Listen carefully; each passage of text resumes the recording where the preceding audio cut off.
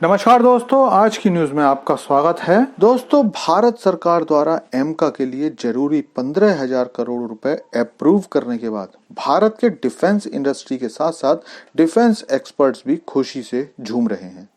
हर तरफ इसी बात का इंतजार है कि जल्दी से जल्दी भारत का अपना 5th जनरेशन फाइटर प्लेन बनकर तैयार हो जाए। लेकिन ये खुशियां केवल भारत में ही मनाई जा रही हैं। ऐसे देश जो भारत की तरक्की नहीं देखना चाहते, उनके सीने पर तो सांप लौट रहे हैं। इसके अलावा एक और देश है जो भारत का दोस्त तो है, लेकिन भारत की इस अचीवमेंट से सबसे ज्यादा सख्ते में आ गया है, और वो है रूस। क्योंकि एमका के लिए फंड रिलीज होने से रूस का सालों पुराना एक सपना टूट गया है। तो चलिए जानते हैं कि क्यों रूस को एमका निर्माण से बहुत बड़ा झटका लगने वाला है। लेकिन आपसे रिक्वेस्ट है कि चैनल को सब्सक्राइब कर लीजिए, क्योंकि यहाँ आपको डिफेंस, फाइनेंस और फॉरेन पॉलिसी पर वीडियोस रोज मिलते हैं।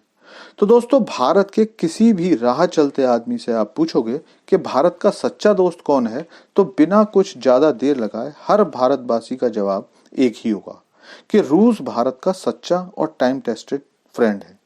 क्योंकि रूस भारत के साथ हर उस परिस्थिति में खड़ा रहा है जब भारत को लगा कि वो अकेला है। 1971 के भारत पाकिस्तान युद्ध के समय तो रूस भारत के लिए अमेरिका से भी लड़ने को तैयार हो गया था, और वैसे भी रूस भारत को हर एक संकट से निकालने के लिए तैयार रहता है। रूस अपने पास जितनी भी टेक्नोलॉजीज हैं, उन्हें भी भारत को हमेशा देने के लिए तैयार रहता है, और वो भी बिना किसी शर्त के।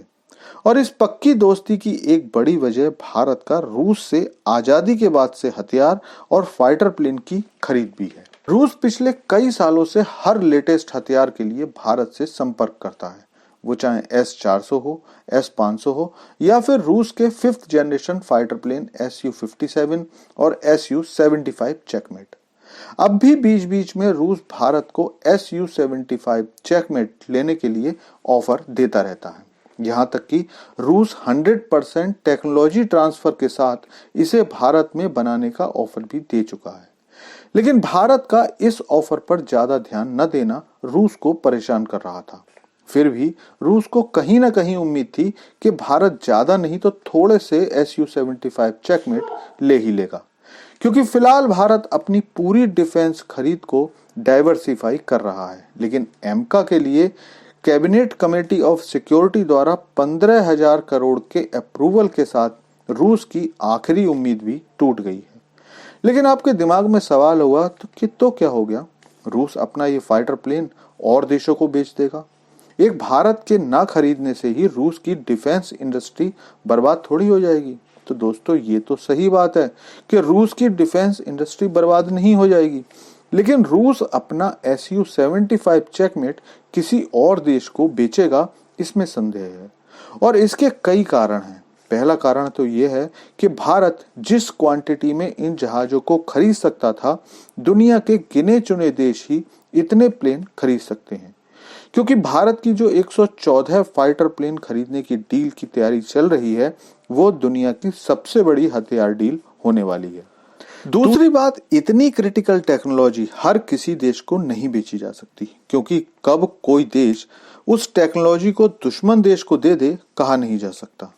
यहाँ तक कि रूस बहुत सारे हथियार चीन को भी नहीं बेचता है, क्योंकि चीन रूस के कई हथियारों को रिवर्स इंजीनियरिंग से अपने यहाँ बना लेता है, जिसके बाद उस हथियार के लिए विश्व बाजार में एक और कॉम्पिटिटर तैयार हो जाता है। एक और बड़ी वजह यह भी है कि अमेरिकी प्रतिबंधों के कारण बहुत सारे देश रूसी हथियार खरीदना बंद कर चुके हैं, और कोई देश नहीं चाहता कि रूसी हथियार खरीदकर वो पश्चिमी देशों से दुश्मनी मोल ले।